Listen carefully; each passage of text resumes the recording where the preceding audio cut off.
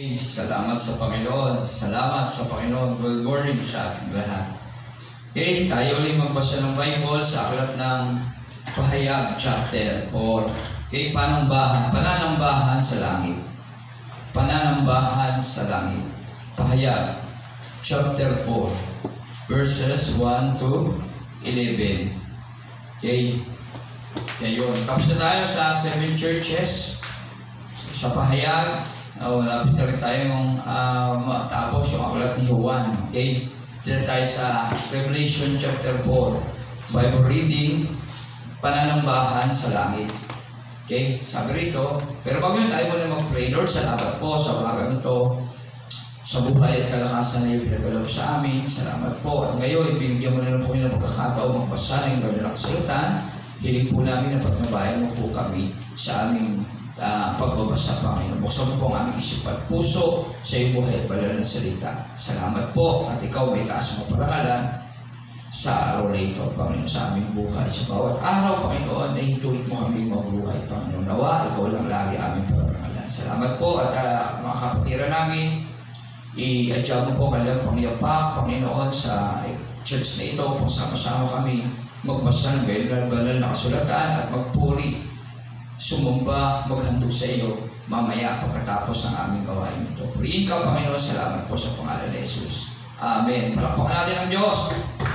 Purihin ang ating Panginoong Jesus. Yan. Pananambahan sa langit, Pahayag chapter 4. Sabi rito, pagkatapos kong masaksihan ang mga bagay dito, nakita ko sa langit ang isang bukas na pinto at muli kong narinig ang tinig na parang tunog ng isang trompeta. Okay? Na ang sabi sa akin, umakyat ka rito at ipapakita ko sa iyo kung ano pa ang mga mangyayari pagkatapos nito. Okay? Si John D. Beloved kasi ang sumulat ito sa kanya, sabi rito, pagkatapos ko masaksihan ang mga bagay na ito, okay? Nakita ko mula sa langit ang isang bukas na pinto at muli kong narinig ang tinig na parang tunog ng isang trompeta.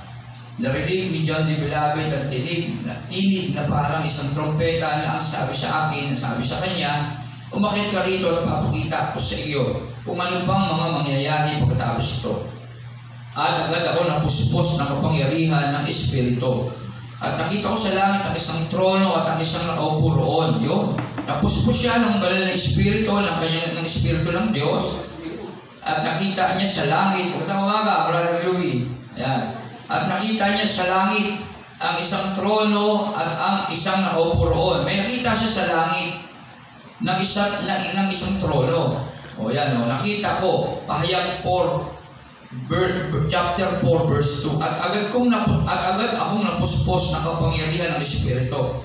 Si John D. Beloved ay agad na napuspos ng banal na Espiritu ng Espiritu at nakita ko sa langit. Sabi at nakita niya sa langit ang isang trono at ang isang nakaupo roon. May isang trono at isang nakaupo roon. Ang ano niya ay maningning na parang mahalagang batong jasper at cornalina. Sa pagkakalarawan niya, sa anyo ng nakaupo roon, isa siyang maningning na parang mahalagang batong jasper at cornalina. Okay? Para siyang isang kumikinang, sabi niya roon, sa kanyang nakita sa langit, sa trono at sa nakaupo sa trono na yon. Na parang mahalaga, napakahalagang bato, parang mahalagang bato. Maningning na parang mahalagang bato, sobrang ningning, okay? At cornalina, may isang bahagharing nagniningning na parang esmeralda sa palibot ng trono. Nakapaligid naman dito ang 24 na trono na sa bawat isa ay may nakaupong isang pinuno na nakadamit ng puti at may koronang ginto sa ulo. Okay. Sa palibot ng trono, nakakita siya ng 24 pang trono na sa bawat isa ay may nakaupong isang pinuno na nakadamit ng puti at may koronang ginto sa ulo. Okay. Sabi doon, nakapalibot yung 24 pang trono. Sa trono na nakita niya na nagniningning na parang batong jasper. Okay. Na may nakaupo doon sa trono na yon na parang nakita niya na mahalagang batong jasper at cornalina, may isang bahagharing nagniningning na parang esmeralda sa palibot ng trono. Nakapaligid naman doon sa trono ang 24 pang trono, na sa bawat isa ay may nakaupong isang pinuno. O yun, yung 24 na trono, may nakaupo na bawat pinuno, na nakadamit ng puti, at may koronang ginto sa ulo. Okay? Yung 24 na nakita niya na yun, na nakaupo sa trono, ay nakadamit ng puti, at may koronang ginto sa ulo. Lahat sila may koronang ginto sa ulo. Mula sa trono ay gumuguhit ang kidlat, kasabay ng mga ugong at mga kulog. Sa harap ng trono ay may 7 nagniningas na sulok. Ito ang 7 espiritu ng Diyos. Okay? Sa harap ng trono ay may tila dagat na salamin, na sinlilaw ng kristal. Sa 4 na panig ng trono ay may 4 na buhay na nilalang, na punong-puno ng mga mata sa kanilang harap at likod. Ang unang buhay na nilalang ay katulad ng leon. Yung 4 na nakita niya na yon, sa 4 na panig ng trono ay may 4 na buhay na nilalang. Okay? Na punong-puno ng mga mata sa kanilang harap at likod. So, ibig sabihin sa 4 na panig, 4 na sulok, parang gano'n. 4 na lugar ng trono ay may 4 na buhay na nilalang. Meron siya nakita 4 na buhay na nilalang sa 4 na panig ng trono. Oy, sa palibot ng trono, 4 na palibot. Okay? Na punong-puno ng mga, yung nilalang na yun, punong-puno ng mga mata sa kanilang harap at likod. Puro mata yung harap at likod. Yung 4 na buhay na nilalang. Ang unang buhay na nilalang ay katulad ng leon. Yung una, mukhang leon. Okay? Katulad naman ng baka ang pangalawa, kamukha ng tao ang pangatlo, at katulad naman ng agilang lumilipad ang pang-4. Ang bawat isa ay may 6 na pakpak. O 6 na pakpak. Bawat isa, yung 4 na yun may 6 na pakpak. O bawat isa sa kanila, 6 yung pakpak. At puno-puno ng mga mata sa harap at likod. 6 yung pakpak, may mata sa harap at likod. Puno-puno siya ng mata. Walang tigil ang kanilang pag-awit araw at gabi. Yun yung trabaho nila doon. Walang tigil na pag-awit araw at gabi. Pero yun yan, yung 4 na nilalang na yun, nakapalibot sa trono, nakaupo sa trono na yun, ay sabi rito, yung 4 na nilalang na nakapalibot doon, walang tigil sa kanilang pag-awit araw at gabi. Pero yung banal, banal, banal, 3 banal, banal, banal, banal, ang Panginoong Diyos na makapangyarihan sa lahat, ang Diyos ng nakaraan, ng kasalukuyan at siyang darating. Okay? Yun yung inaawit nila. Banal, banal, banal. Ang Panginoong Diyos na makapangyarihan sa lahat, ang Diyos ng nakaraan, kasalukuyan at siyang darating. Yun yung inaawit nila. Yung maawit ng papuri, parangal, at pasasalamat ang 4 na buhay na nilalang sa nakaupo sa trono.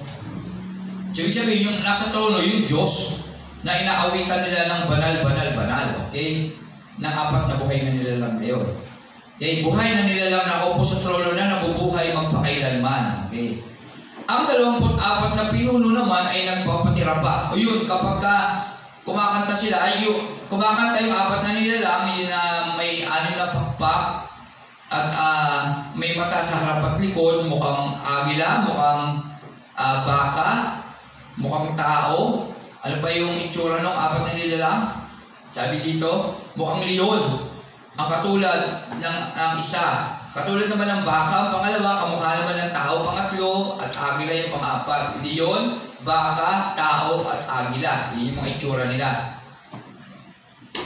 Yan. Tuwing maawit ng papuri, parangal, at pasasalamat ang 4 na buhay na nila nakaupo sa trono, na nabuhay magpakailanman. Ang 24 naman, na pinuno naman, ay nagpapatira pa. Yung 24, pinuno. Okay. Nagpapatira pa sila sa harap ng trono at sinasamba ang nakaupo doon, ang nabubuhay magpakailanman, na alay nila kanilang korona sa harapan ng trono at sinasabi, yung Diyos yun, yung Diyos nagpapatira pa, yung 24 na pinuno. Aming Panginoon at Diyos, karapat dapat kang tumanggap ng papuri, karangalan at kapangyarihan, sapagkat ikaw ang lumalang sa lahat ng bagay, at ayon sa iyong kagustuhan, sila'y nilalang mo at pinananatili. Amen. Yan. Pahayag chapter 4, verse 1 to 11. Pananambahan sa langit. Yon. Yung Diyos, sinasamba nung 24 na pinuno na yon, na nakaupo sa kanyang palibot. Nakaupo. doon. Yun, no? Agad akong napuspos. Yan. Nakapaligid naman dito ang 24, no? Nakapalibot sa trono ang 24 na pinuno na sinasamba siya, sabi doon sa 11. Yan. Aming Panginoon at Diyos, karapat dapat ka tumanggap ng papuri, karangalan, kapangyarihan. Sinasamba siya ng 24 na pinuno. Yung Diyos na napapalibutan ng 4 na nilalang na itsurang leon, itsurang baka, itsurang tao, at itsurang agila, na may mata sa harap at likod, na walang tigil na umaawit ng banal-banal. Okay. Ang Panginoong Diyos ay makapangyarihan sa lahat. Yun yung trabaho ng Abruin yun. Yung Diyos, talaga meron siyang nakapalibot sa kanyang 4 na buhay na nila at walang tigil sa pag-awit. Banal, banal, banal. Ang Panginoong Diyos na makapangyarihan sa lahat. Ang Diyos ng nakaraan, ng kasalukuyan at siyang darating. Okay? At tapos yung 24 na pinuno naman na nasa trono din, na nakapalibot sa kanya, lumuluhod, sumasamba sa kanya, umawit ng papuri din, nagpaparangal. Okay? Kaya tayo rin naman, pagdating ng tamang panahon, wala rin tayong tigil magpupuri sa Diyos. Amen. Puri ng Diyos. Ang kasalukuyan at ang kordero, Pahayag 5. Nakita ko sa kanyang kamay na nakaupo sa trono, karugtong 24. Nakita ni John the Beloved sa kamay na nakaupo sa trono ang isang kasulatan na may sulat sa loob at labas at sinarhan ng 7 selyo. At nakita ko rin ang isang makapangyarihang anghel na nagtanong ng malakas, sino ang karapat-dapat na mag-alis sa mga selyo at magbukas sa kasulatan?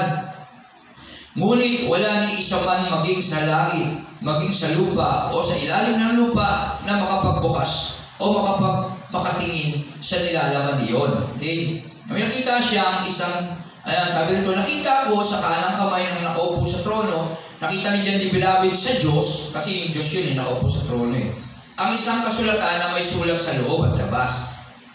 Sinarahan ng 7 selyo. Yung sulat na hawak ng Diyos ay na may sulat sa labas at na may sulat ang loob at labas, sinarhan ng 7 selyo. May selyong nakasara. At nakita ko rin ang isang makapangyarihang anghel na nagtanong ng malakas. May nakita niya rin yung anghel na nagtanong ng malakas, sino ang karapat-dapat na mag-alis sa mga selyo at magbukas ng kasulatan? Sabi niya. Nagtanong siya. At malakas niya itong sinabi. Nakita ni John the Beloved doon sa langit. Kasi nasa langit siya ng panahon na yun. Dinala siya doon ng Diyos Okay? Sino karapat-dapat na mag-alis sa mga selyo at magbukas ng kasulatan? Ngunit, pero wala ni isa man, maging sa langit, maging sa lupa, o sa ilalim ng lupa na makapagbukas o makatingin sa nilalaman niyon. Buong kapaitan akong umiyak. Kasi wala ni isa pwedeng magbukas. Paano nilang maunawaan o mababasa yon? Sino makakaalam nun? Kaya ang nangyari, buong kapaitan akong umiyak dahil walang matagpo ang karapat-dapat na magbukas at tumingin sa nilalaman niyon. Walang sino man pwedeng makabukas o tumingin o bumasa noon. Parang ganoon. Ngunit sinabi sa akin ng isa pa sa mga pinuno. Ngunit sinabi sa akin ng isa sa mga pinuno, huwag kang umiyak. Tignan mo, ang leon mula sa lipi ni Juda. Ang leon mula sa lipi ni Juda, ang anak ni David, ang siyang nagtagumpay at may karapatang mag-alis sa 7 selyo at magbukas sa kasulatang nakarolyo. Pero meron, sabi ng isa roon na pinuno, huwag kang umiyak, tingnan mo. Ang leon mula sa lipi ni Juda, ang anak ni David, ang siyang nagtagumpay at may karapatang mag-alis sa 7 selyo at magbukas sa kasulatang nakarolyo. Sino yun? Si Jesus yun. Pagkatapos nakita ko sa pangitain ng mga pinuno at ng tronong napapaligiran ng 4 na buhay na nilalang ang isang korderong nakatayo na parang pinatay na. Ito'y may 7 sungay at 7 mata na siyang 7 espiritu ng Diyos na ipinadala sa buong sanlibutan. Lumapit ang kordero at kinuha ang kasulatan sa kanang kamay ng nakaupo sa trono, si Jesus yun. Yung kumuha ng nakasulat sa Diyos. Okay? Siya yung kordero na binabanggit dito. Nang ito'y kunin niya, nagpatira pa sa harapan ng kordero ang 4 na buhay na nilalang at ang 24 na pinuno. Bawat isa'y may hawak ng alpa at may gintong mangkok na puno ng insenso na siyang mga panalang na siyang mga panalangin ng mga banal. So, ibig sabihin, nung kinuha na ni Jesus sa Diyos, yung kasulatan na yon, yung apat na buhay na nila nakapalibot sa Diyos, nagpatira pa. No, nang ito'y kunin, niya nagpatira pa sa harap ng kordero ang apat na buhay na nilalang. Ayun yung may 6 na pakpak at may mata sa harap at likod at mukhang leon, mukhang baka, mukhang tao, mukhang agila. Okay? Maging ang apat na buhay na nilalang at ang 24 na, maging yung 24 na pinuno. Bawat isa ay may hawak ng alpa. Okay? Nagpatira pa silang lahat. So, ibig sabihin, yung apat na buhay na nilalang yan, tsaka yung 24 na pinuno, nagpapatira pa yun sa Diyos. Tapos, nung kinuha ni Jesus, yung sulat doon sa Diyos, nagpatira pa din sa Kanya.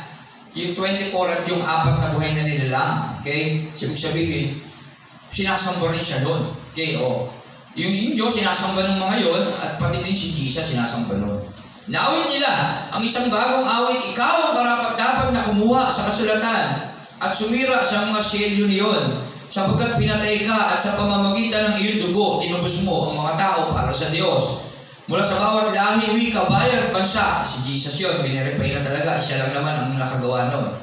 Ginawa mo silang mga lahing maharlika, sabi ng 1 Peter 2:9. Tayo mga grupo ng maharlikang pari. Ginawa mo silang isang lahing maharlika at mga pari na itinalaga upang maglingkod sa ating Diyos at sila'y maghahari sa lupa. Kaya tayo, ang tawag sa ating mga tao na sumasampalataya at tumatanggap sa ating Panginoon, mga grupo ng maharlikang pari. Isang bansang nakalaan upang magpahayag ng kamanghamanghang bagay na ginawa ng Diyos. Ano yun? Yung tubusin tayo at gawing karapat-dapat at tawaging anak ng Diyos. Okay? Tumingin ako muli at narinig ko ang tinig ng milyon-milyon at libo-libong anghel. Sila'y nakapaligid sa trono. Pero yun, daming anghel. Milyon-milyon at libo-libong anghel. Pero yun, milyon-milyon at libo-libong anghel at daming anghel. Sila'y nakapaligid sa trono. Pero yun, dami nun.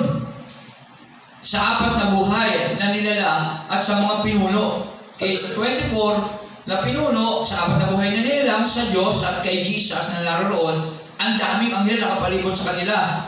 Milyon-milyon at libo-libong anghel, sabi rito sa Pahayag 5:11.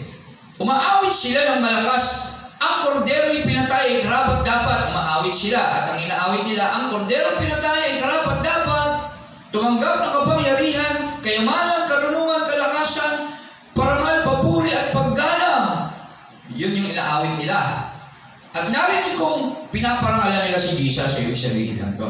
At narinig kong umaawit ang mga nilikha nasa langit, nasa lupa, nasa ilalim ng lupa at nasa dagat. Pero lahat, pati nasa langit, sabi rito, lahat umaawit.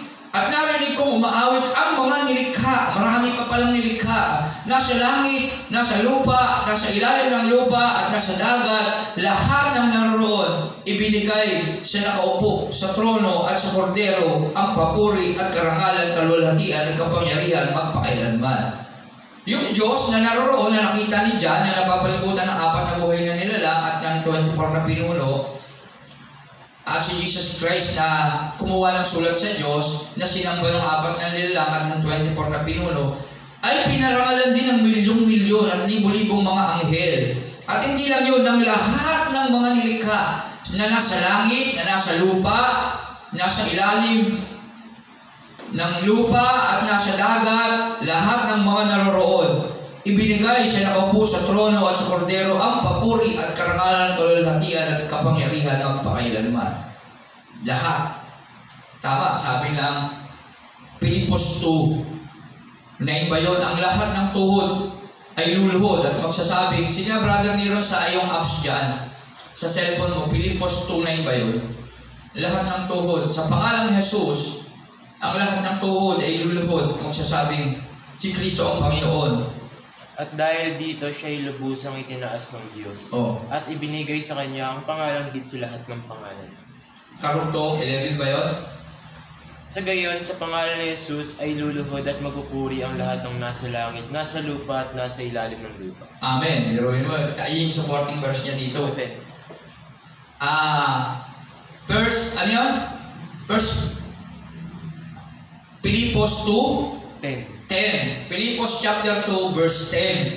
Okay? Kaya ayun yung pinapatungkol ng Pilipos 2:10.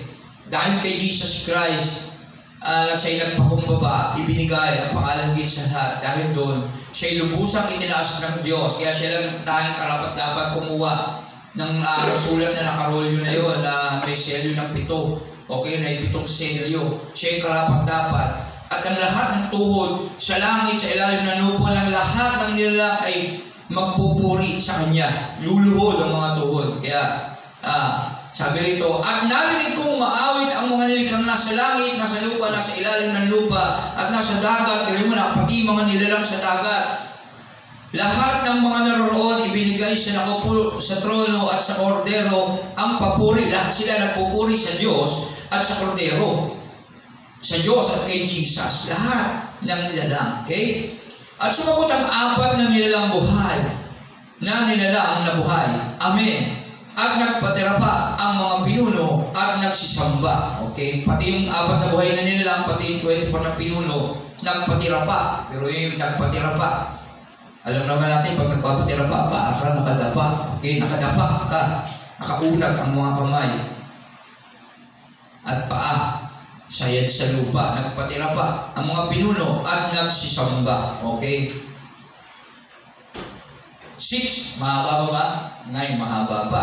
Ang mga selyo, inabasa lang naman natin to at sa ating mga tahanan, pag-aralan natin maigi, saliksikin natin hanggat kung maaari, gamit tayo ng mga pwede natin gamitin dictionary kung gusto natin maintindihan ng mga ito. Okay? Tayo kasi, kailangan natin itong basahin para malaman natin ang mga nakasaad sa Aklat ng Pahayag, sa sulat ni Juan. Okay? Natapos kasi natin yung Bible. Ang mga selyo, nakita kong inalis ng kordero ang una sa 7 selyo. Ito na yung hawak ng Diyos na sulat, na nakarolyo na may sulat sa harap at likod, na kinuha ni Jesus sa Kanya. At siya lang kasi ang karapat dapat magtanggal ng selyo. Ito na. Nakita kong inalis ng kordero ang unang 7 selyo. Ang una sa 7 selyo, sabi ng isang selyo, tinanggal niya. Ang nauna doon sa 7 kasi yung selyo na yun eh. Yung nauna, tinanggal niya. At narinig kong kasing lakas ng kulog na sinabi ng isa sa 4 na buhay na nilalang, halika! At nakita ko ang isang kabayong puti na ang nakasakay ay may hawak na pana. Binigyan siya ng korona at siya'y umalis upang patuloy na manakop. Inalis ng kordero ang pangalawang selyo. Yung unang selyo, nakita niya, at nakita ko ang isang kabayong puti. Ayan. Okay, yung inalis niya isang selyo, narinig ko kasi lakas ng kulog na sinabi ng isa sa 4 na buhay na nilalang, halika. At nakita ko ang isang kabayong puti na ang nakasakay ay may hawak na pana.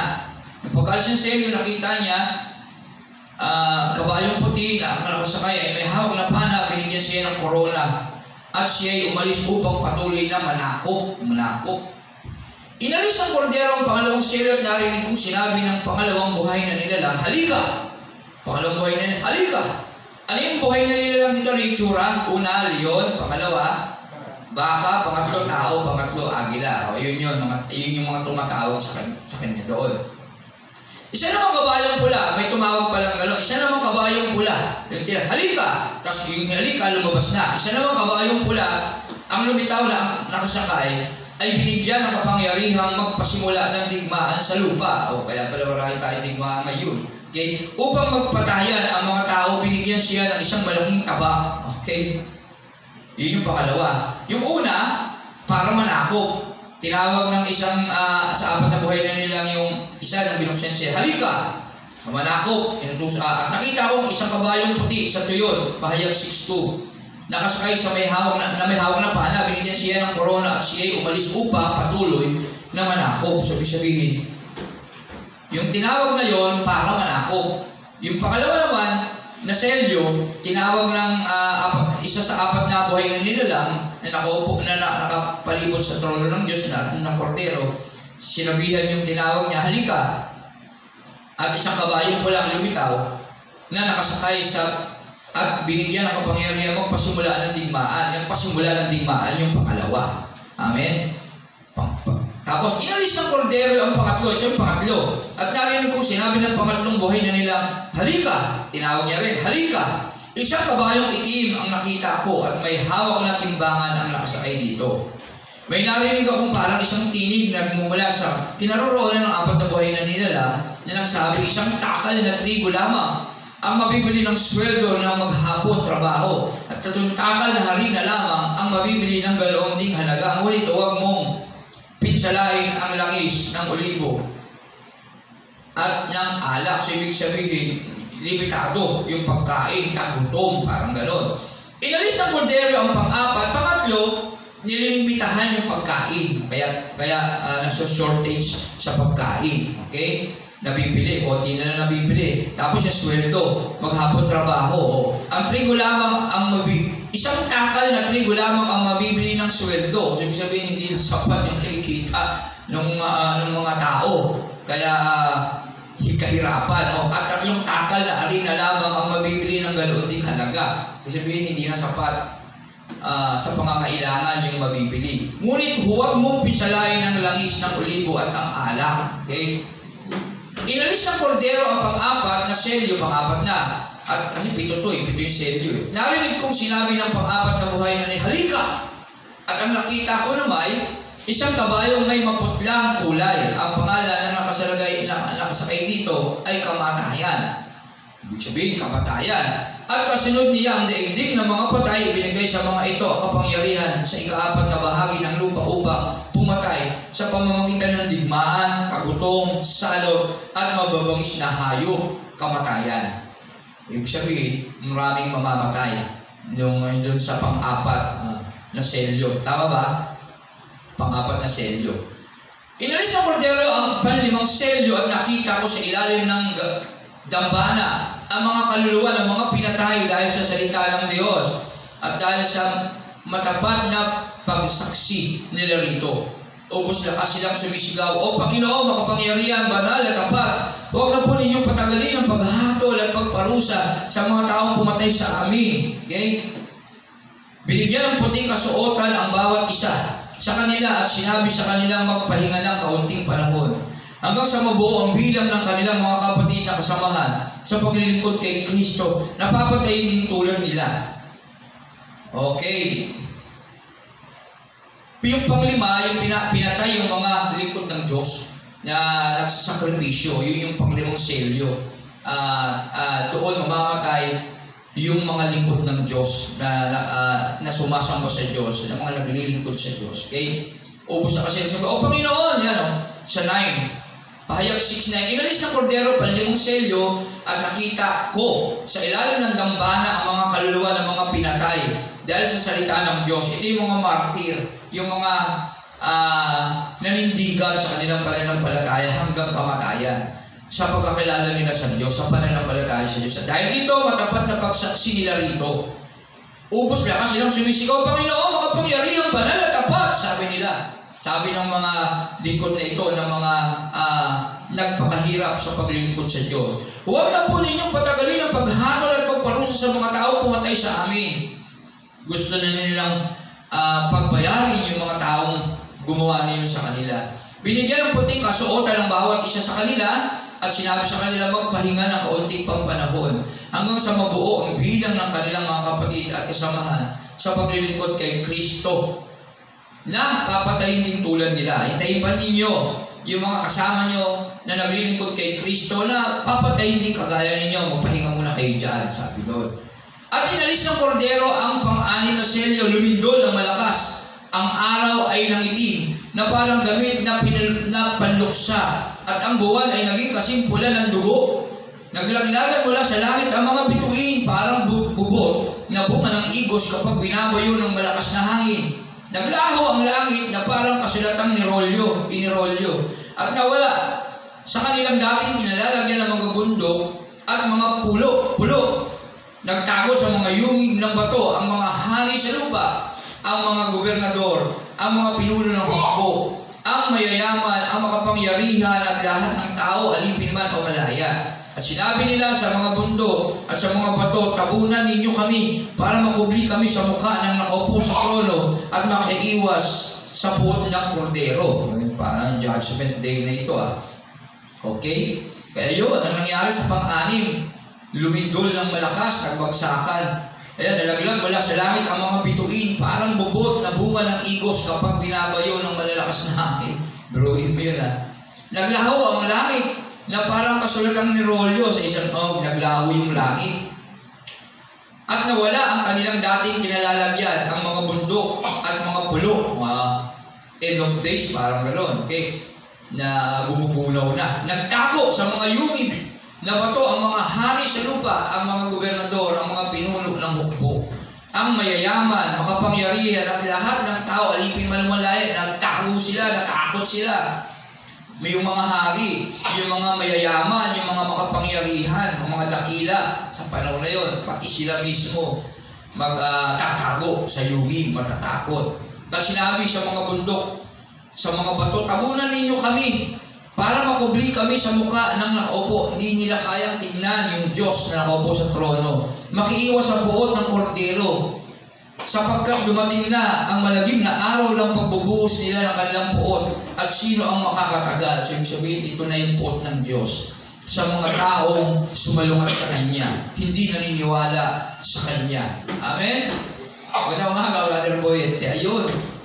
Kaya, iyan yung pang-anim na selyo. Pero mo yun. Ito yung time na haharap yung mga taong hindi naniwala sa Diyos. Yung mga makapangyarihan, yung mga gobernador, at lahat ng mga tao na hindi naniwala sa Diyos. Kaya, sabi dito, lumindol. Yung mga bituin na parang nagbagsakan na parang mga bunga lang ng punong kahoy. Pero sinong hindi kikilabutan nun, nakisaksiyan mo yung mga bagay na nagagalap na yun, at wala ka ng iba pang magawa. Hindi na magamit yung kayamanan mo, yung kadakilaan mo, yung posisyon mo sa gobyerno, hindi na magagamit. Wala ka lang takas sa Diyos, nakikita mo na ang trono ng Diyos, at ayan na, nahahatulang ka na. Kaya ang panalangin nila sa mga bundok, tabunan nyo kami para hindi namin makita ang Diyos. Biruin yun.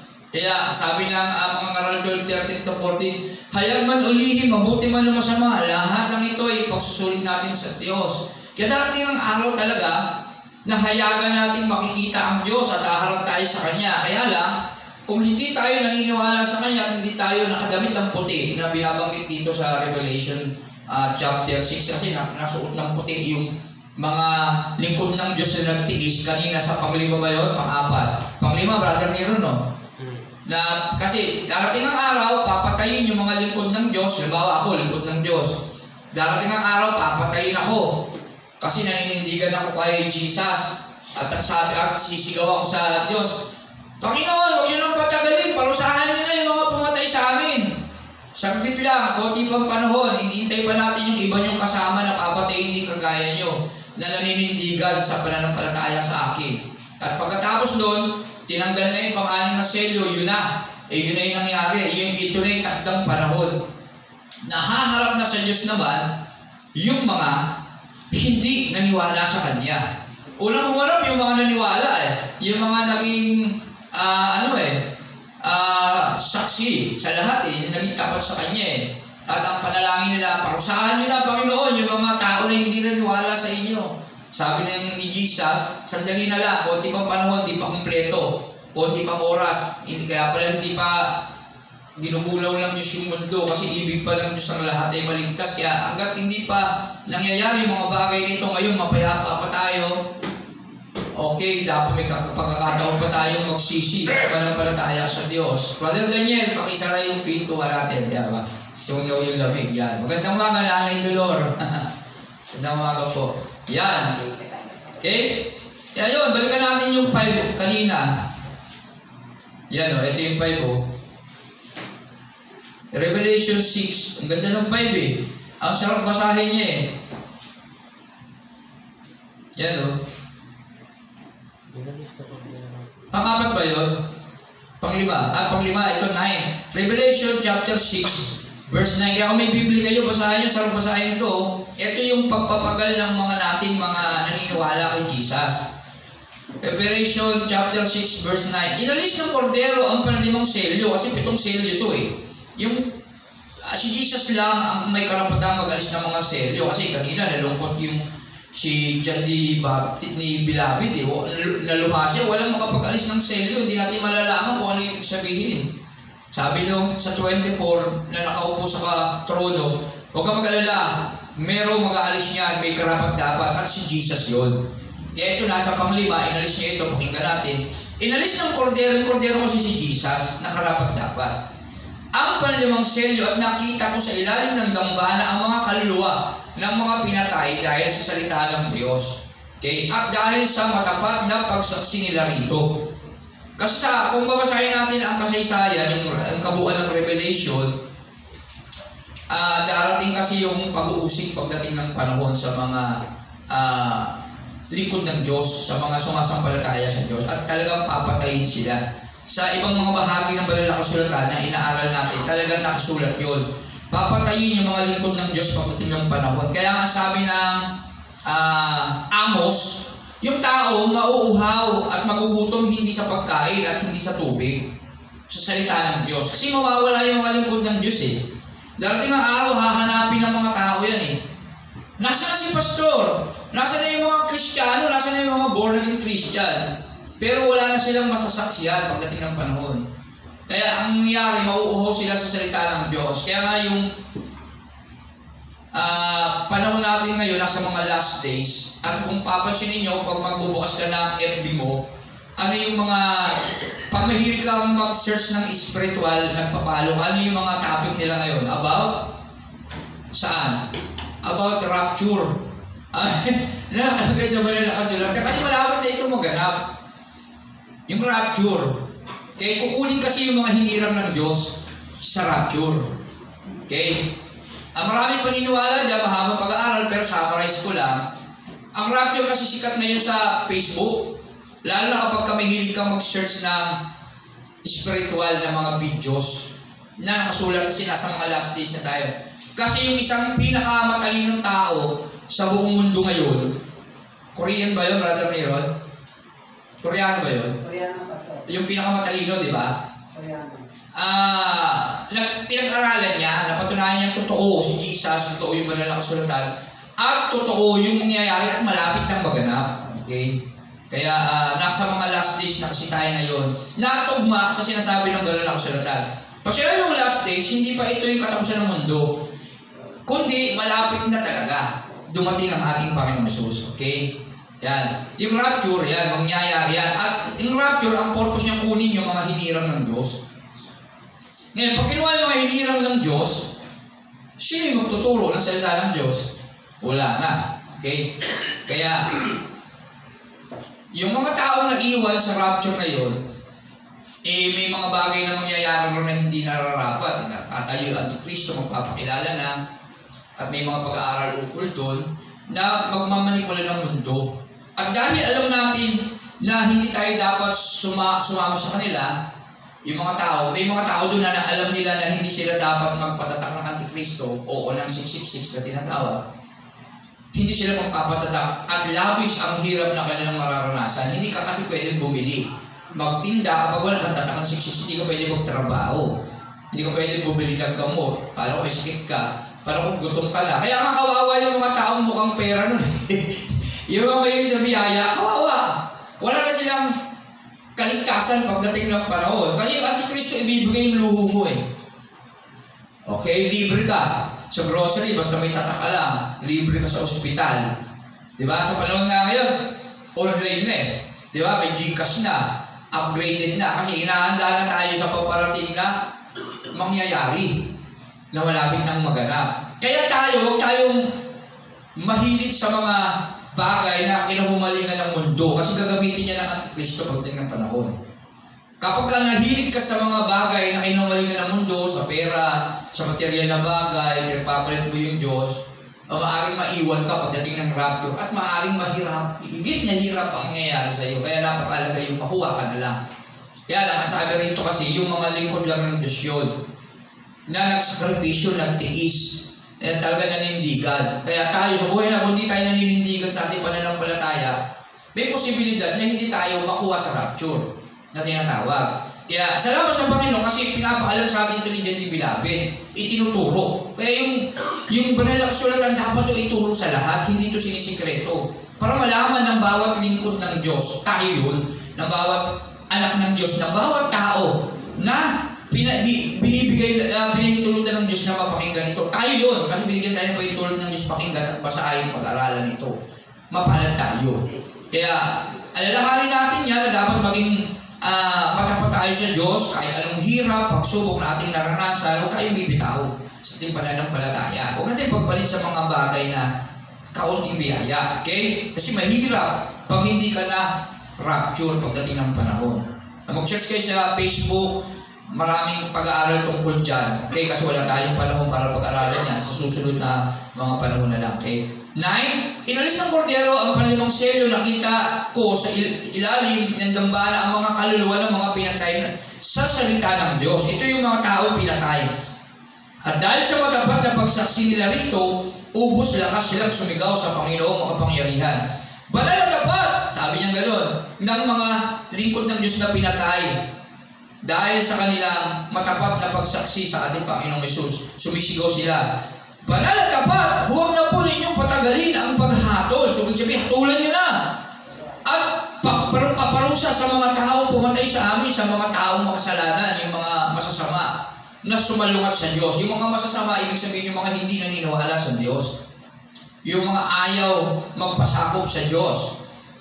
Tapos, pagkatapos nun, binigyan ng puting kasuotan ang bawat isa sa kanila. Nakatibayan na sila talaga ay nagkaroon ng bagong buhay na patuloy na sumusunod sa ating Panginoon na kahit kailanman hindi pumanig sa kasamaan. At sinabi sa kanila na magpahinga muna kayo ng kaunting panahon hanggang sa mabuo ang bilang ng kanilang mga kapatid at kasamahan sa paglilingkod kay Kristo. Yeah, kasi ito yung mga taong naglilingkod kay Kristo. Tayo yun sa panahon ngayon. Wala pa namang rapture eh. Tayo yun, kung maglilingkod tayo ng buong puso sa ating Panginoong Hesus, hindi tayo perfecto pero dapat yung pananampalataya natin na kay Kristo. At napapatayin din tulad nila. Napapatayin din tulad nila pagdating ng panahon. Okay? Ako, mapalag nga tayo, natin abutan yun eh. Kaya kunin na lang tayo ng Diyos sa ganitong kalagayan na nagpupuri tayo sa Kanya. Kasi kapag umabot pa tayo doon, napakahirap nun. Okay? Kaya ito yung mga taong sumasampalataya, talagang ang ending natin, sa totoo lang, kamatayan kay Kristo.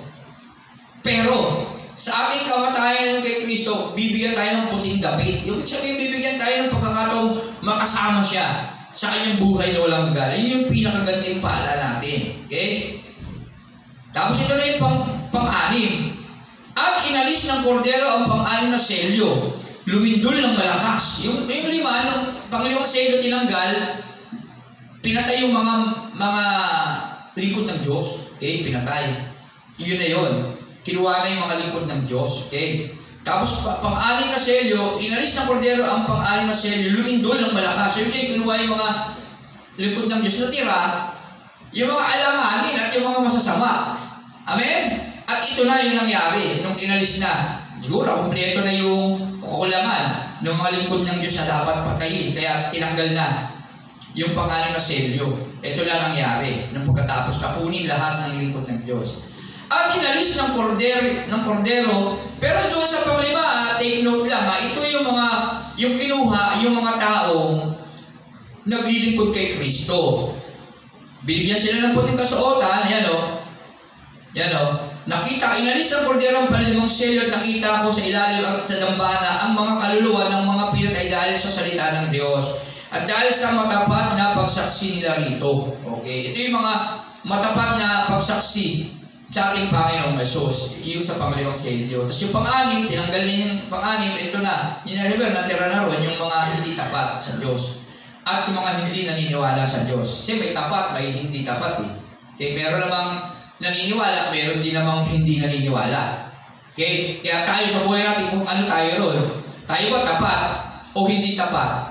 Kasi naniniwala, yung tapat kasi, ito yung mga naniniwalang totoo na naninindigan. Yung hindi tapat, ito yung mga naniniwala na hindi makapanindigan. Tama po ba? O, yung dalawang klase yun.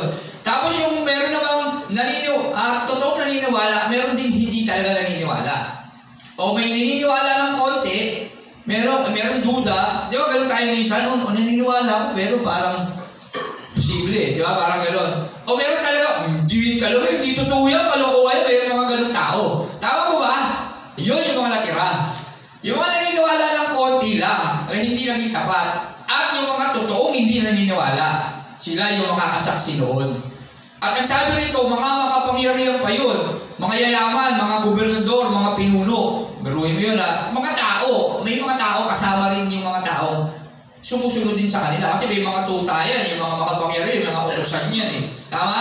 Yung mga naniniwala sa kanila. Okay, yan. At inalis ng Cordero ang pang-anim na selyo. Ito nangyari. Yung naiwan yung mga yun naiwan yun sa pang-anim eh. Masasakyan nila, lumindol ng malakas. Ang araw ay nangitim na parang damit na panluksa. Sabihin, umitim yung araw. Magugulat ka kahit sino. Araw umitim. Na parang damit panluksa at ang buwan ay naging kasimpulan ng dugo. Ayun yung biblical din. Naging pula yung dugo. Ay, naging pula yung dugo. Pula naman talaga yung dugo eh. Yung buwan, okay, naging pula. Meron nga minsan di ba? Nagiging pula talaga eh. Yung mga panahon natin ngayon. Kaya nga, pagka nagiging pula yung buwan, inapasok agad nila itong revelation, yung mga nagkukunti. Diba? Ganon. Nalaglag mula sa langit ang mga bituin. Pero yung malalaki ng bituin, kung malalaglag yun. Isipin mo, nalalaglag yun, di ba?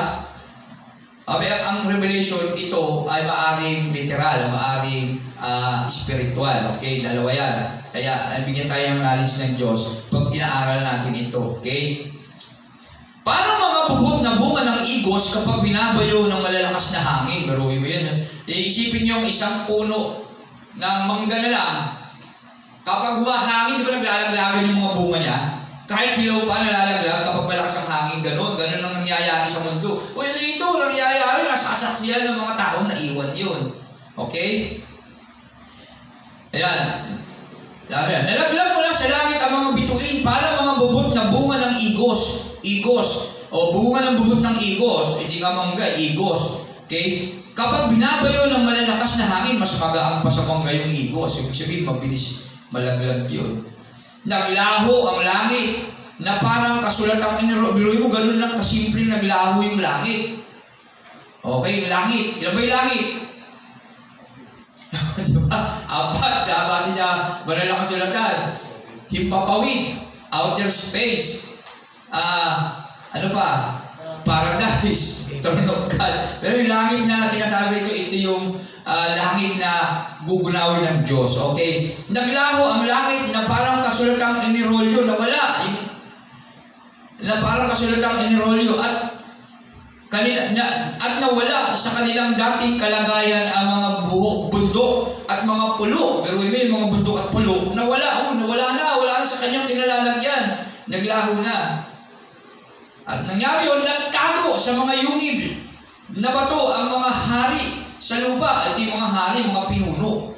Mga gobernador, mga tagapamahala, ang mga pinuno ng hukbo, mga general, mga tagapamuna ng mga hukbo, ang mayayaman, ang mga negosyante na talagang nagpaipon ng kanilang mga ari-arian sa mundong ito. Kaya huwag tayo mapagbalo sa labi, wala rin naman pala magagawa ito sa atin. Okay? Ang makapangyarihan at lahat ng alipin man o malaya o lahat na, kahit mahirap, kahit na mga malalaya, kahit mga alipin o kahit mga amo nila, okay, kahit malaya, lahat ng tao na naiwan doon. Sabi nila at sinabi nila sa mga bundok, sa mga bato, nakiusap sila sa mga bundok, sa mga bato, tabunan ninyo kami para makubli kami sa mukha ng nakaupo sa trono at makaiwas sa puot ng kordero. Ibig sabihin, sapagkat dumating na ang malagim na araw ng pagbubuhos nila ng kanilang puot at sino ang makakatagal. Pero haharap na kasi sila sa Diyos. At napaka lungkot isipin na tayo na hindi naniwala sa Kanya na totoo pala. Pagdating na pala, totoo pala. Bigla kang, magugulat, di ba? Masasya ka. Siguro sobrang takot mo yun kasi hindi mo siya pinaniwala, tapos siya pala talaga ang hukom. Pero siya pala talaga yung makapangyarihan Diyos na talagang totoong hahatol sa iyo pagdating ng araw. Imagine niyo kung anong pakiramdam ang mangyayari sa'yo kung ikaw yun. na naiwan na yun, na makasalanan, na hindi naniwala sa Diyos. Kaya hanggang may panahon, isipin natin, hindi masamang maniwala. Ganito lang kasimple, kung maniniwala ka, walang makakawala sa'yo. Tama po ba? Pero kung hindi ka maniniwala at totoo pala, patay ka dyan. Ano yung mas magandang gawin? Yung maniwala ka. Kung hindi totoo, walang problema. Naniwala ka lang naman eh. Tama ba? Kaysa sa hindi ka naniwala at totoo pala. Amen? Na pagdating ng panahon, aharap ka pala sa Kanya. Kaya gamitin natin yung ating isip. Magdesisyon tayo ng tama ngayon.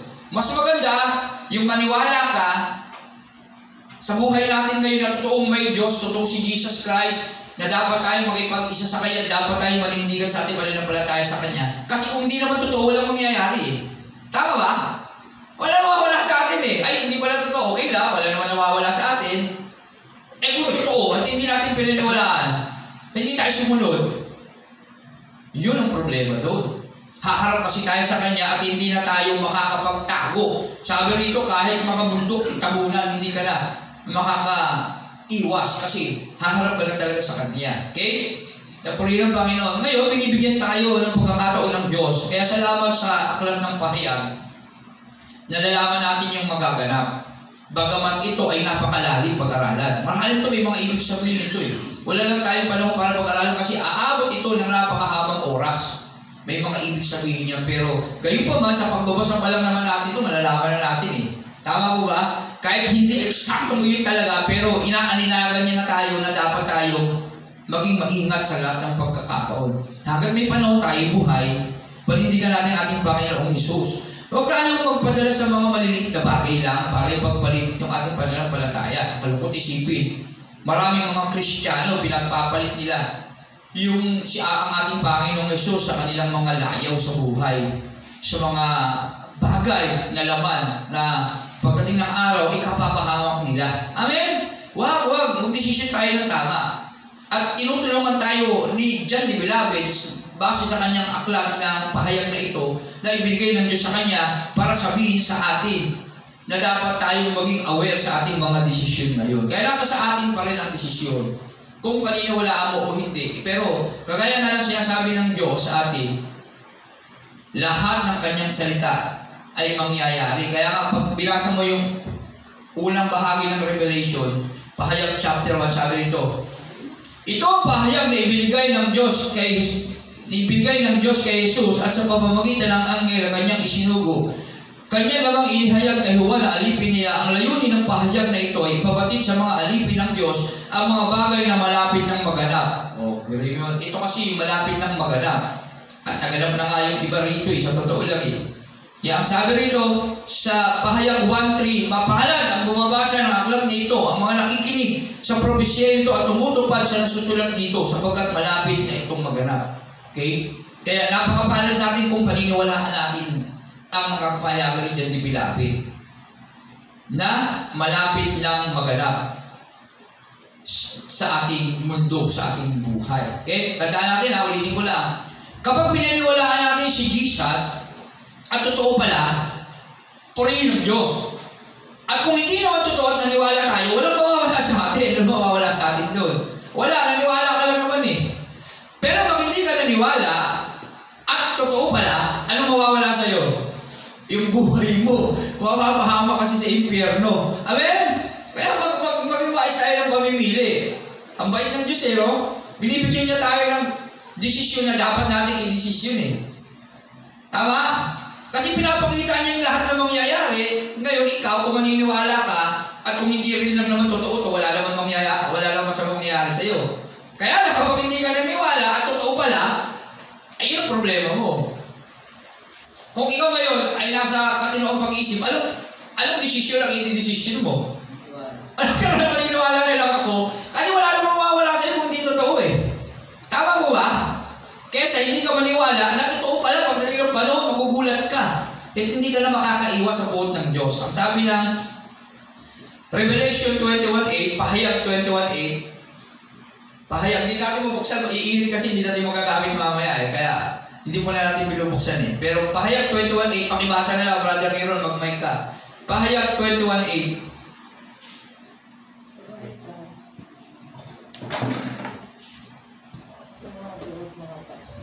May init kasi yung TV natin. Medyo may problema. Hindi natin alam. Hindi pa natin mapacheck up eh. Mamaya na natin buksan pag-worship tapos pagka-word of God. Okay? Kaya tiis lang muna tayo. Basa lang muna tayo. Pahayag chapter 21 verse 8. Subalit malagim ang kasasapitan ng mga duwag, ng mga taksil, ng mga nagpapasasa sa kasuklam-suklam na kahalayan, ng mga mamamatay tao, ng mga nakikiapid, ng mga mangkukulam, ng mga sumasamba sa Diyos-Diyosan at sa lahat ng mga sinungaling. Ang magiging bahagi nila ay sa lawa ng nagliliyab na asupre. Ito ang pangalawang kamatayan. Amen. Ulitin ko, pahayag o Revelation 21:8. Subalit malagim ang kasasapitan ng mga duwag. Ito yung mga tao ayaw manindigan sa Diyos.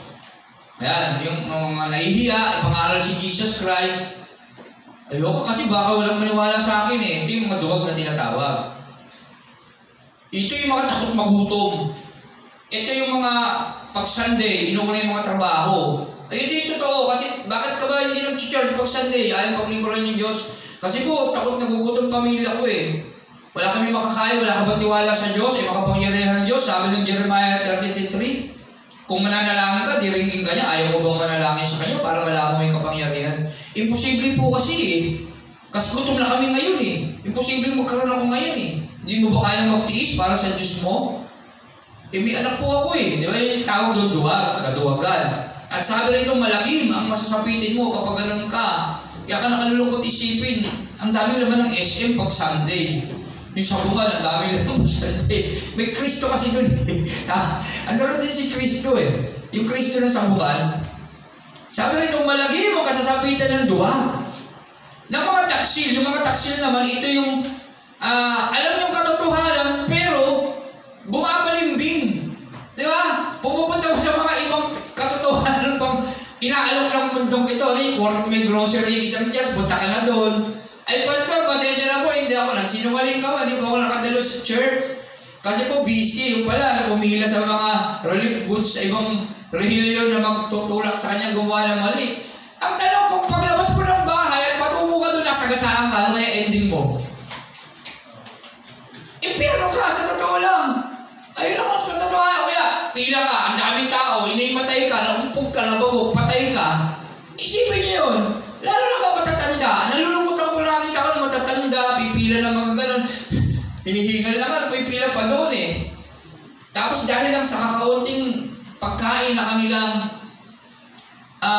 makuha na kapag na alin yung kanilang buhay sa oras na yun, siguradong impyerno sila. Amen? Kaya isipin natin na yun. Huwag tayong maging taksil sa ating pananampalataya sa Diyos. Huwag tayong mamuhay sa pagpapala, sa biyaya. Ang ganda ng buhay na naghihintay sa atin. Buhay na walang hanggan. At hindi na kailangan pa tayong mamumulila pa. Hindi ka na magugutom, hindi ka na mapapagod, hindi ka na magtatrabaho. Lahat ipoprovide ng Diyos sa atin. Hindi ka tatanda, hindi ka na mamamatay, hindi ka na magkakasakit. Ayaw nyo ba ng ganun buhay? Ayaw ba natin yun? Amen? At sabi ni Pedro, konting tiis lang. Konting tiis lang. Sabi ni Pablo, magsikap lang tayo, magtiyaga lang. At sabi ni Mateo, ang nananatiling tapat hanggang wakas ang siyang maliligtas. Amen? Isipin natin, huwag tayo maging taksil, huwag tayo maging duwag, huwag tayo maging taksil. Huwag tayo magpasasa ng mga nagpapasasa sa suklam-suklam na kahalayan. Okay? Yung mga umiibig sa kapwa lalaki, umiibig sa kapwa babae. Ang tawag doon, kasuklam-suklam na kahalayan. Pumapatol sa mga hayop, nakikipag-asawa sa mga hayop, sa mga puno, nagpapakasal sa manika. Tama? Sa ibang bansa, nagpapakasal sa tower. Tama? Kaya sa teddy bear. Ayun. Nahumaling sa mga Diyos-Diyosan. Ayun. Kasuklam-suklam na kahalayan. Mga idolater. Yan, tawag doon sa suklam na kahalayan. Tapos, isa sa mga taksil, namamangka sa dalawang ilog. Ay may idolatry siyang ibang Diyos, tao man yan. Tapos, pagdating sa Panginoon, hindi siya faithful. Tapos, tumatawag din siya sa Diyos. Tawag doon taksil eh. Tawag siya sa Diyos at lahat ng biyaya, na tatanggap niya, akala niya binibigay ng Diyos sa kanya. Pero tandaan natin, yung demonyo nagpapala din eh. Kaya kung minsan yung pagpapala, magkaroon tayo ng discernment, mabe-verify natin kung saan ba galing yung pagpapala na meron tayo. Kung yung pagpapala ay nagtutulak sa iyo para magpasalamat sa Diyos, pagpapala yan sa Diyos. Pero kung yung pagpapala na yun nagtutulak para ikaw lumayo sa Diyos, pagsubok yan na naitulot ng Diyos, na nare-request ng kaaway para linlangin ka, kagaya ni Job. Amen? Si Job ay mayaman. Sabi ni Satanas, nag-uusap ang Diyos at sa Satanas eh. Si Job ay matuwid. Walang ginawang kasalanan at ang Diyos mismo ang nagsabi, napakabuti niya, wala siyang katulad sa daigdig. Okay? At sinubok siya sa kahirapan kasi mayaman siya. Hindi siya pwede subukin sa yaman. Mayaman na siya eh. Sinubok siya na nagpaalam si Satanas sa Diyos.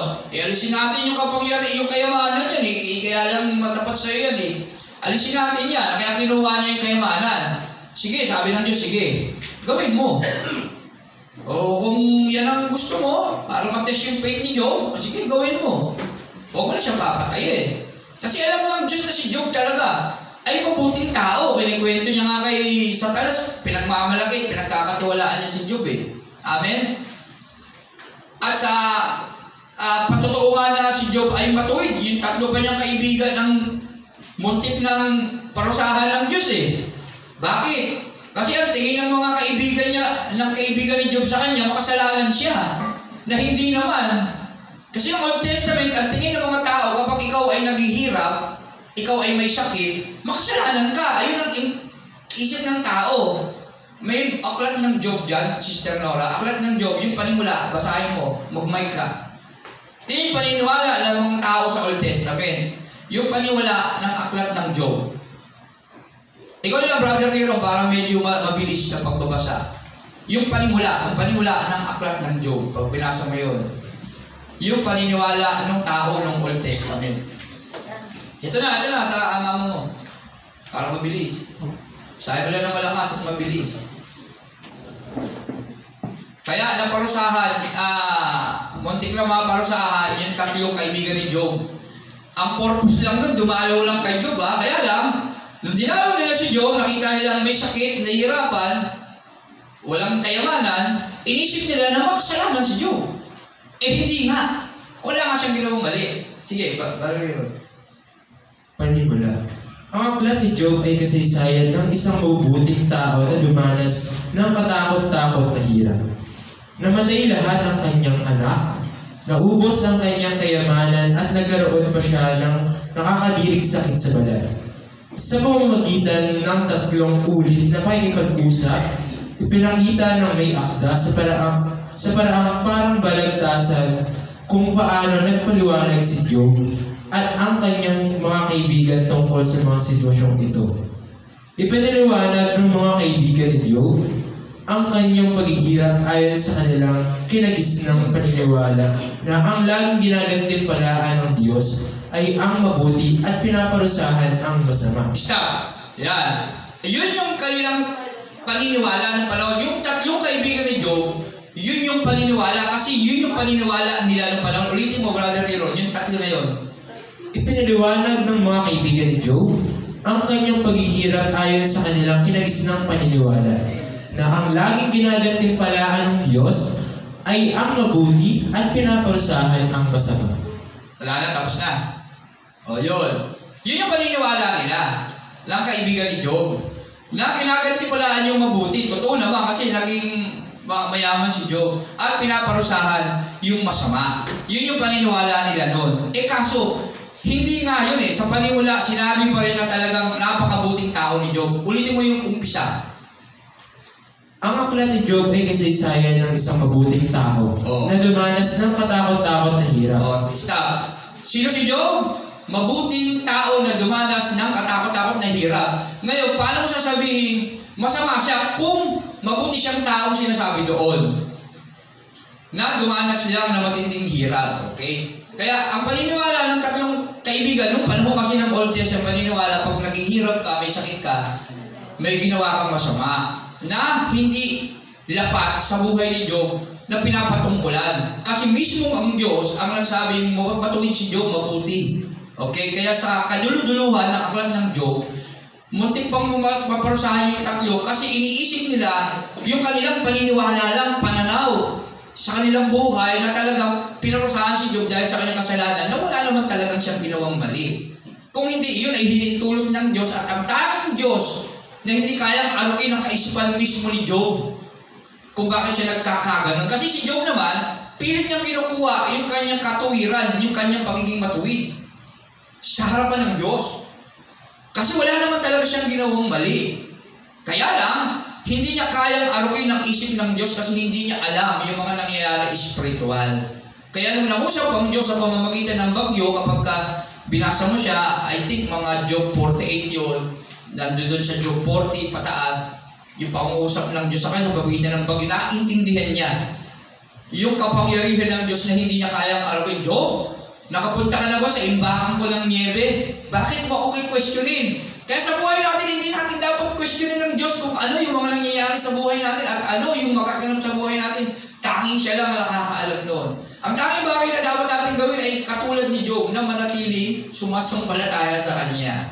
Anong ginawa ni Job? Ano nangyari sa buhay ni Job? Namatay 10 anak niya. Naubos siya. Siya pinakamayaman sa buong silangan, sa lubay ng Uz. Ang dami niyang ari-arian. Siya ang pinakamayaman sa lahat. Pero sa isang iglap lang, naubos ang yaman at namatay yung 10 anak niya. Hindi lang yun. Yung asawa niya na dapat kasama niya, ay tinuya pa siya, imbis na damayan siya. Sumpain mo na ang Diyos mo nang mamatay ka na, biruin mo yun. Pero ang ginawa ni Job, hindi siya nagpadala sa yaman ng buhay, hindi siya nagpadala sa mga anak niya, hindi rin siya nagpadala sa asawa niya. Kaya tayo sa buhay natin, huwag tayo magpapadala sa hirap ng buhay na nararanasan natin, kagaya ni Job. Amen?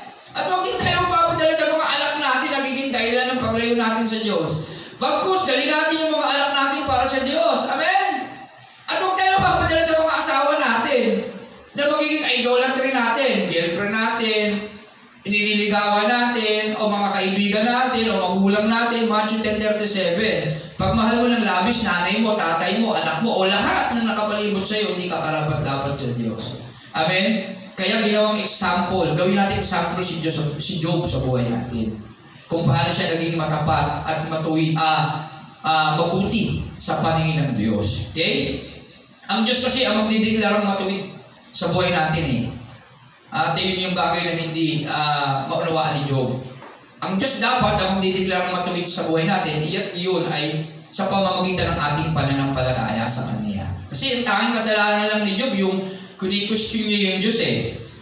Kapag binasa mo siya, ako yun yung nakita kong dahilan doon eh. Pero hindi dahilan kung bakit siya naghirap. Kung hindi, nagkaroon siya ng pagtatanong na bagay na may experience din naman ng isang tao. Pero salamat sa Panginoon, hindi na natin kailangan pang mag-isip ng kagaya ng mag-isip ni Job sa Diyos ngayon. Kasi alam na natin yung istorya ni Job. Amen? Alam na natin na wala tayong kinalaman sa pag-uusap ni Satanas at ng Diyos sa spiritual. Hindi natin nakikita eh. Hindi kasi nakikita ni Job yun eh.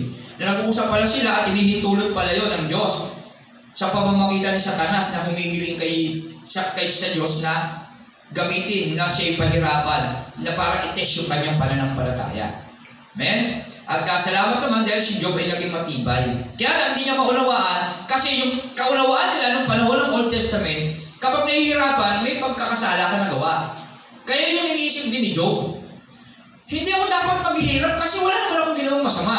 Kaya yun din yung iniisip ng tatlo niyang kaibigan. Kaya ka nakakaganyan, Job. Kasi makasalanan ka. Humingi ka ng tawad. Si Job, alam niya wala siyang ginawa. Wala akong ginawang masama. Bakit ako hihingi ng tawad? Panginoon, gumagawa ka lang siguro ng dahilan eh. Kaya ako naghihirap eh. Di ba? Kaya yun yung bagay na dapat natin maintindihan na maunawaan sa pagbabasa natin aklat ni Job. Okay? Kaya sa buhay natin, huwag niyong sisihin din yung sarili niyo kapag tayo nahihirapan ha. Lord, sorry kasi Lord, hindi mo na ako mapapatawad, hindi na ako magbabago. Malapapunta na ako sa impyerno, Lord, wala na ako magagawa, hindi ko na kaya. Bumibigay ka na. Amen? Huwag kang bibitaw. Kasi bakit? Pinili ka ng Diyos para makasama niya pagdating ng panahon. Kung ikaw ay nagkasala, bumangon ka, humingi ka ng tawad sa Diyos. Hindi tayo nagiging matuwid dahil sa ating mga ginawa. Nagiging matuwid tayo dahil naniniligan tayo sa pananampalataya natin sa ating Panginoong Hesus. Kaya huwag niyong iisipin na mawawala ng pag-asa. Huwag kayong mawawala ng pag-asa sa buhay niyo. Lord, paulit-ulit na ako nagkakasala, nahihiya na ako pumunta sa church, nahihiya na ako kay pastor, nahihiya na ako kay brother, nahuli nila ako sa akto. Tama ba? Wag! Hindi sa lahat, mahiya tayo sa Diyos. Nalamdalam ng buhay natin, kaya sa lahat ng pagkakataon na tayo mabibigo, bumangon at bumalik tayo sa Diyos. Amen? Ayun yung dapat natin gawin. Okay? Huwag tayo tumulad sa tatlong kaibigan ni Job na hinusgahan si Job. Dahil hindi naman nila alam yung pag-uusap ni Satanas at ng Diyos. Amen? Nawa, intindihin natin yun. Okay? Kaya nawa sa ating mga binasa yan sa pahayag, subalit malagim ang kasasampitan duwag ng mga taksil, ng mga nagpapasasa, sa suklam-suklam na kahalaya, ng mamatay tao, ng mga nakikiapid, ng mga kukulang, ng mga sumasamba sa Diyos-Diyosan at lahat ng mga sinungaling. Ang magiging bahagi nila ay salawa ng nagliliyab na asupre. Ito ang pangalawang kamatayan. Kaya may impyerno. Totoo, may impyerno. Kagaya na sinasabi natin kanina, ano ang mas maganda? Yung maniwala ka sa Diyos o hindi? Yung maniwala ka sa Diyos, alin pakinabang ng paniniwala natin sa Diyos hanggang kamatayan? Magbubuhay ito ng buhay na walang gan. At kung hindi ito totoo, walang mawawala sa iyo. Tama ba? Halimbawa, sumampalataya ka sa Diyos ngayon, na si Jesus ang daang katotohanan ng buhay, na maasa ka pagdating ng panahon, akit ka sa buhay na walang gan. Totoo. Mapalad ka. Makakabit mo yung buhay na walang gan. Sumampalataya ka din ngayon kay Jesus Christ, siya daang katotohanan mo at mayroong langit, may buhay na hindi totoo. Ano mawawala sa iyo? Wala naman. Di ba? Kaya binibigyan tayo ng pagpipila ng Diyos niya, sigurado panalo tayo, kaya nga victorious tayo, malaki tayong panalo kapag sumunod tayo kay Jesus Ano ba na mangyari? Panalo ka. Pero kapag hindi ka naniniwala, at totoo pala, anong mangyari sa'yo? Kapahamakan, sigurado. No choice ka. At ang sabi ng pahayag kanina, hihilingin mo sa mga bundok na tabunan ka at wala ka nang magagawa. Haharap at haharap ka na sa Diyos at magsusulit sa mga bagay na dapat mong maranasan pagdating ng panahon sa impyerno. Buhay mo yun. Kaya napakahirap. Ano dapat natin gawin? Ang pinaka-conclusion dapat natin gawin, maging tapat tayo sa ating pananampalataya sa Diyos. Okay? Para pag binabuksan yung pang-ilang selyo yun, 5. 5 ba, Brother Miron? Pang-5 selyo, kasama tayo na nakita doon, naninindigan sa pananampalataya sa Diyos. Di ba, kaluluwa na mga sumampalataya kay Jesus, mga at itinaya yung buhay sa paglilingkod niya sa Diyos. Mga nanatiling tapat hanggang wakas. Amen? Kaya nawa, next Sunday, pag-aralan pa natin yung iba pang mga kasunod niya. Wala na tayo oras, kwarta sakto. Okay, kaya purihin ng Diyos. Saan tayo natapos, Brother Miron? Pahayag? 7. Natapos ba natin yung 7? Parang hindi, 6 yun, 6, parang 6. Ang 7 yun. 7 na tayo sa next time. 6 pa lang natapos. 6 pa lang tayo natapos. Pahayag 6, 5 and 6, tama? Ayan, tama. O 4. 4, 5, 6. Tatlo, ayan. Pahayag chapter 4, 5 and 6. Ang dami pala natin nabasa kasi maiksi lang siya. Pananabahan sa langit, ang kasulatan at ang kordero, ang mga selyo. Tapos na sa atin siya sa linggo, 7 na tayo. Pang 7 selyo siguro yun. Tama. Kasi 6 lang to Hindi natin natapos yung 7, no? 6 lang siya